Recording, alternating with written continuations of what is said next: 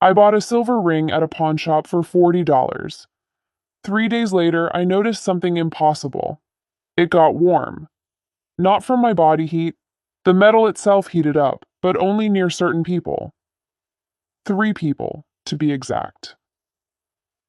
I'm a physics student. I don't believe in unexplained phenomena, so I tested it. Obsessively. For weeks. The results were terrifying in their consistency. Same 3 people. Same temperature increase. Same proximity threshold. I needed to know why. What I discovered changed everything I thought I understood about the people around me. Before we dive in, have you ever bought something that ended up changing your life in unexpected ways? Tell us in the comments. And if you love stories about mysteries, invisible connections, and extraordinary people, please subscribe so you don't miss our next one. Now let me take you back to the day I bought a ring that taught me empathy is more than just a feeling. I was a senior physics major at Temple University in Philadelphia, and I approached everything in my life with the same methodology: observe, hypothesize, test, conclude. I believed in measurable phenomena, reproducible results, things that could be proven through experimentation and data. I didn't believe in fate or cosmic signs or objects with mysterious powers. So when I bought a simple silver ring at a pawn shop on a gray Saturday afternoon, I had no expectations beyond filling a gap on my right hand where I used to wear my high school class ring before I lost it. The ring was unremarkable. Plain silver band, no stones, no engravings visible to the naked eye. It cost $40, fit perfectly on my index finger, and felt comfortable enough that I forgot I was wearing it within an hour. I put it on that Saturday and went about my weekend. Studied for my quantum mechanics exam, met my roommate Jade for coffee, went to the library, normal college senior activities. It was Monday morning when I first noticed something odd. I stopped at my usual coffee shop before my 9 a.m. statistical mechanics class. The barista was a guy I'd seen dozens of times. Kurt, according to his name tag. Mid-30s, quiet, always polite, but not chatty. I ordered my usual black coffee, and while I was waiting, I noticed my ring felt warm. Not uncomfortably warm, just noticeably warmer than it had been. Like I'd been holding a hot cup and the heat had transferred to the metal, except I hadn't been holding anything hot yet. I looked at the ring, confused. Kurt handed me my coffee. I paid, and I left. By the time I got to campus, the ring was back to normal temperature. Weird, I said to myself, and promptly forgot about it. 3 days later, it happened again. I was in the physics department office talking to Professor Carell about my thesis proposal. She was helping me refine my research question about quantum entanglement applications, and mid-conversation, my ring started getting warm again. Same sensation. Same distinct warmth that felt like it was coming from the metal itself, not from my finger. I pulled my hand back slightly, examining the ring while trying to keep my attention on Professor Carell's feedback about my methodology. "Everything okay?" she asked, noticing my distraction. "Yes, sorry. Just, my ring feels warm. It's strange." She smiled.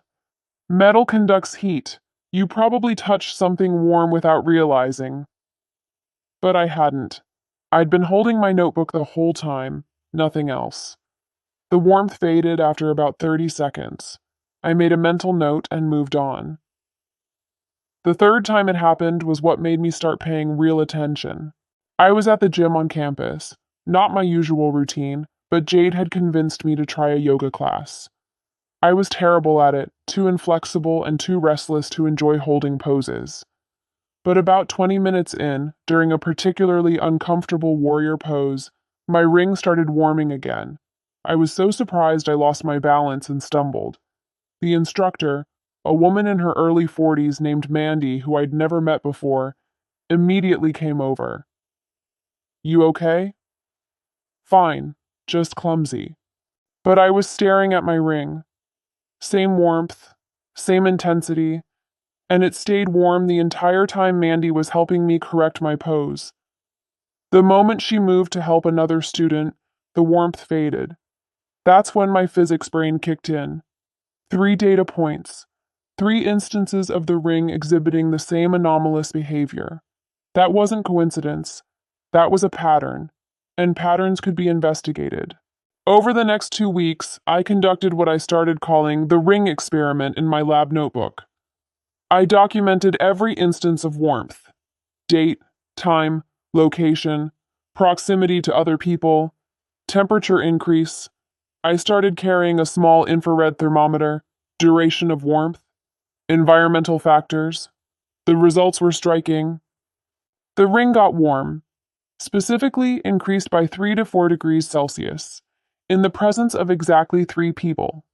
Kurt the barista professor, Karel Mandy the yoga instructor, not my roommate, not my other professors, not random people on the street, just those 3, consistently, reproducibly. I tested it obsessively. I went to the coffee shop every day for a week. The ring warmed every single time Kurt was working, and never when other baristas were there. I went to Professor Carell's office hours 3 times. Warmth every time. I went back to yoga twice more. Warmth every time, but only when Mandy was teaching. The ring would start warming when I was within approximately 3 meters of these people, reach peak temperature at about 1 meter, and cool down as soon as I moved away or they moved away. It was the most consistent, reproducible phenomenon I'd encountered outside of a controlled lab experiment. I needed to understand the mechanism. So I did what any physics student would do. I took the ring to my friend Zeke. He was a grad student in materials engineering, and asked him to analyze it. "What am I looking for?" he asked, examining the ring under magnification. "Anything unusual? Any mechanism that could cause selective thermal response to specific individuals?" He ran it through various tests: spectroscopy, X-ray imaging, magnetometry. After 3 hours, he called me back to the lab. "Lena, this ring is insane." "What do you mean?" He pulled up an X-ray image on his computer. "Look at this. See these microstructures inside the band? That's not decorative. That's circuitry. Incredibly sophisticated circuitry. Way more advanced than anything I've seen in commercial wearables." I leaned in, staring at the screen. He was right. Embedded in the silver were hair-thin pathways of what looked like conductive material, forming complex patterns. "There's also this." He zoomed in on a section. "This looks like a thermal element, something designed to heat up deliberately. And this section here? I think it's a sensor. Maybe bioelectric? It could be reading electromagnetic signals from nearby sources. Like people? Maybe. The human body generates electromagnetic fields, brain activity, heart rhythm, all of it produces measurable signals. If this ring is designed to detect specific patterns in those fields, it could theoretically identify individuals with particular neurological or physiological characteristics. That's not possible with something this small. It shouldn't be, but it's here. Someone built this. Someone way ahead of current technology. I left his lab with more questions than answers. Someone had deliberately created a ring that could identify specific people based on some measurable characteristic they shared. But what? And why? I decided to approach it differently. Instead of focusing on the ring, I'd focus on the people. What did Kurt, Professor Carell, and Mandy have in common? Over the next week, I observed. I listened. I asked careful, casual questions. Kurt the barista was quiet, thoughtful. One day when the shop was empty, I asked him how long he'd been working there. 3 years, he said. I used to be an ER nurse. Burned out pretty hard. Needed something simpler. What made you burn out? He was quiet for a moment. The job was intense, but honestly, it was more than that. I felt everything, every patient's pain, every family's grief. It sounds dramatic, but sometimes I'd go home and feel physical pain in the same places patients had been injured, like I was carrying their trauma in my body. Professor Carell was more reserved, but I'd heard her mention in class once that she had trouble watching medical dramas. Too visceral, she'd said. I get too affected by depictions of suffering. It feels too real. Mandy was the most open. After a class one day, I stayed to help her pack up mats, and we got to talking. Do you have any other jobs? I asked. I work part-time at a special needs school. Kids with severe autism, mostly nonverbal. That must be challenging. It is, but I have this weird ability. I can tell what they need even when they can't communicate it. It's like I feel what they're feeling. One time, a boy kept having meltdowns, and no one could figure out why. I just knew. I felt this sharp pain in my jaw. Insisted they take him to a dentist. Turned out he had a severe abscess. He couldn't tell us it hurt, but somehow I felt it. I felt chills. You felt his pain? Physically? Yeah, I know it sounds strange, but it's happened my whole life. I feel what people around me are feeling, not just emotionally, but physically. If someone near me is in pain, I feel echoes of it in my own body. I went home that night and researched obsessively. Hours of reading scientific papers, medical journals, case studies, and I found it. Mirror touch synesthesia, a rare neurological condition where the brain's mirror neurons are hyperactive, causing people to physically feel sensations they observe in others. When someone with this condition sees another person in pain, their brain doesn't just register empathy, it actually simulates that pain in their own body.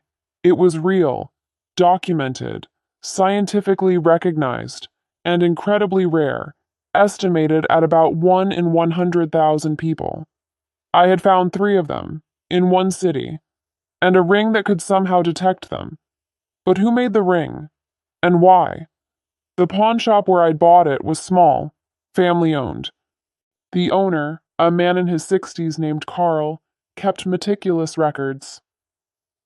I need to know who sold this ring, I said, showing it to him. He checked his computer. Young guy, early 20s, name was Jonah Hartman. Sold it about 2 months ago, along with some other items. Said his mother had passed. Do you have contact information? Just what he put on the form. Carl wrote down a phone number. I called that evening. A young man answered. Is this Jonah Hartman? Yeah, who's this? My name is Lena Sawyer. I bought a ring from the pawn shop on Market Street. The owner said you sold it. I wanted to return it to you. I think it might be more important than you realized. There was a long pause. The silver ring? My mom's ring? I think so. Can we meet? We met the next day at a coffee shop. Jonah was 22, my age, with tired eyes and the slightly lost look of someone still processing grief. I showed him the ring. He held it carefully like it was fragile. This was my mom's, Dr. Iris Hartman. She made it. She made it? Like, she built it herself? Yeah, she was a neuroscientist, specialized in synesthesia, mirror neurons. This ring was part of her research project. What kind of research?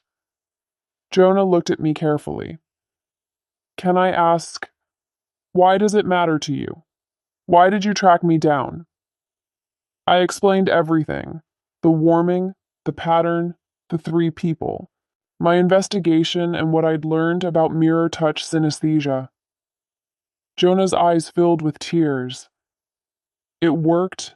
It actually worked. She'd be so happy. What worked? My mom had mirror touch synesthesia, severe case. She felt everything, other people's pain, their emotions, like they were her own. It made her an incredible researcher, but it also made her life incredibly difficult. She couldn't go to hospitals, funerals, even crowded places were overwhelming. Too much pain, too much emotion to process. He pulled out his phone, showed me a photo of a woman in her 40s, with kind eyes and a gentle smile. She spent years studying the condition, trying to prove it was real, trying to find others like her. She felt so alone. There are so few people with severe mirror touch synesthesia, and most don't know they have it. They think they're just overly sensitive, or they have anxiety disorders, or they're going crazy. So she built the ring to find them? Yes. She developed technology to detect the specific neurological patterns associated with hyperactive mirror neurons. The ring uses bioelectric sensors to read electromagnetic signals from the brain. When it detects the pattern, it heats up. She wanted to create a network, a way for people with the condition to find each other, support each other, know they weren't alone. Why didn't she publish this? This is breakthrough technology. She was going to. She died before she could finish the project. Stroke 2 years ago. Sudden. She was only 48. He wiped his eyes. When she died, I kept some of her things, but some stuff I sold because I needed money. Jonah, I think I know someone who has this condition. Someone who's been suffering because no one understood what was wrong with her. Who? My sister. I told him about Sophie, about how she'd been struggling for 3 years, ever since she turned 17, how she'd gradually withdrawn from the world, stopped going to school, stopped seeing friends, how she now barely left her room, spent most of her time alone, and when our parents asked what was wrong, she could only say, "The world hurts too much. Being around people hurts." Doctors had diagnosed her with severe anxiety, depression, possible agoraphobia. Medications didn't help. Therapy didn't help. Nothing helped because no one understood what was actually wrong. But I understood now. Sophie wasn't mentally ill. She was an empath in the most literal neurological sense. She felt other people's pain and emotions as if they were her own, and she'd never known that wasn't normal. She thought everyone felt that way, and she was just weak for not being able to handle it. I said I'd return it to you, but can I take it to her first? I asked Jonah. Keep it. That's what my mom would have wanted. She made it to help people like your sister. People like her. That weekend I drove home. My parents lived in the suburbs about an hour from Philadelphia. Sophie was in her room, as always. She'd turned 20 in isolation, celebrated with just our parents because being around more people was too overwhelming. I knocked on her door. "Sophie, it's Lena. Can I come in?"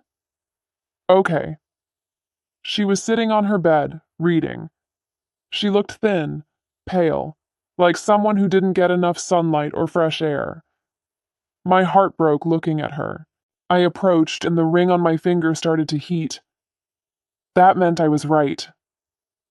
"I need to tell you something," I said, sitting down. "And I need you to hear me out before you dismiss it, okay?" She nodded. I told her everything.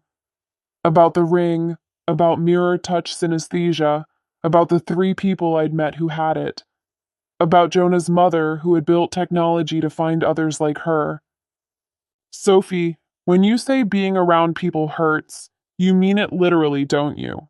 You physically feel what they're feeling. If someone near you is in pain, you feel pain. If someone's sad, you feel their sadness in your body, not just in your mind. She stared at me. Tears started streaming down her face. "How did you know?" "I've tried to explain it to doctors, to mom and dad, to therapists, but they always say that I'm just sensitive. But it's not the same. It's physical. When I was at school and someone got hurt, I felt it in my body. When I see someone crying on TV, my chest tightens like I'm the one crying. It's not imagination. It's real. And no one believed me.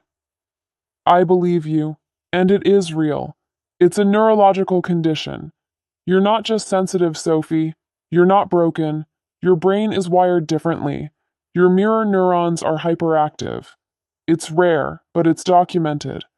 There are other people who have it. She grabbed my hands. There are others? I'm not the only one? You're not, and there are ways to manage it. Not cure it, but manage it.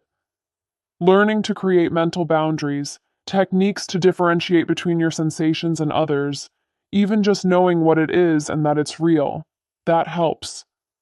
I showed her the research I'd compiled, case studies, scientific papers, resources for people with mirror touch synesthesia. For the first time in 3 years, I saw hope in my sister's eyes. Can I meet them? She asked. The people you found? The ones who have this? I'll ask them. Over the next month, I arranged for Sophie to meet Kurt, Professor Carell, and Mandy. Separately at first, because groups were still overwhelming for her. But she met them, talked to them, heard their stories. Kurt told her about his years as an ER nurse, feeling every patient's pain, thinking he was too weak for the job until he realized he was feeling literally, not just emotionally. Mandy told her about working with nonverbal children, how her ability to feel what they felt made her better at her job, even though it was exhausting. Professor Carell told her about learning to create mental compartments, ways to acknowledge the sensations without being overwhelmed by them. And Sophie, for the first time in years, didn't feel alone. She met people who understood, who believed her, who told her she wasn't crazy or weak or broken. She started therapy again, but this time with a psychologist who specialized in sensory processing differences, not treating her for anxiety or depression, but helping her develop coping mechanisms for her hyperactive mirror neurons. She started going outside again. Short walks at first, in quiet areas with few people, then longer walks, then to small, quiet cafes during off hours. 6 months after I'd bought the ring, Sophie came to visit me in Philadelphia. She took the train by herself, something she hadn't been able to do in years. We met at a quiet coffee shop, not the one where Kurt worked, she wasn't ready for that yet, but a small place with only a few customers. How are you doing? I asked. Better, not perfect. I still get overwhelmed sometimes, but now I know what's happening. I know it's my mirror neurons, not me being weak. I know there are others like me. I know I'm not crazy. That makes all the difference. She pulled something out of her bag, a journal filled with her handwriting. I've been writing about it, my experience, what it feels like. I want to share it online in case there are other people like me who don't know what they have, who think they're going crazy. Maybe if they read what I wrote, they'll recognize themselves. They'll know to look for answers. Sophie, that's incredible.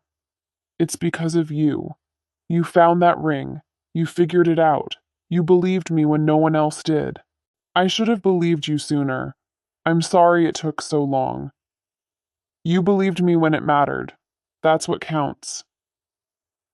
I still have the ring. I wear it sometimes, though I've met enough people with mirror touch synesthesia now that I don't need it to identify them. I've learned to recognize the signs, the way they flinch when they see someone hurt, the way they tear up at others' pain, the way they avoid crowded places and emotional situations. Jonah and I became friends. We're working together on finishing his mother's project, creating a proper network for people with mirror touch synesthesia. Not just a ring, but a full support system. Resources, community, research. Sophie is part of it too. Her writing has reached hundreds of people who've recognized themselves in her descriptions. People who've spent years thinking they were broken, discovering they're actually extraordinary, because that's what people like Sophie are, extraordinary. They don't just sympathize with suffering, they feel it in their own bodies, and they still choose to be kind, to help, to care, even though caring literally hurts them. The ring taught me something I should have known as a physics student, that the most important things aren't always visible. Particles, forces, fields, we can't see them, but we can measure their effects. We can prove they exist. Mirror touch synesthesia is like that. Invisible, but real. Unmeasurable in conventional ways, but undeniably present in its effects. And people who have it are carrying weight the rest of us can't imagine. Feeling pain and emotion that isn't theirs, processing sensations that would overwhelm most people, and doing it every single day. They're not weak. They're the strongest people I know, and they deserve to know they're not alone. Have you ever tried to explain something you were experiencing, but no one believed you or understood? Share your story in the comments below. If this story about mysteries, invisible connections, and the extraordinary people who carry the weight of the world touched your heart, please hit that like button and subscribe for more meaningful stories every day. Don't forget to click the notification bell so you never miss our next thought-provoking tale. Thanks for watching, and we'll see you in the next one.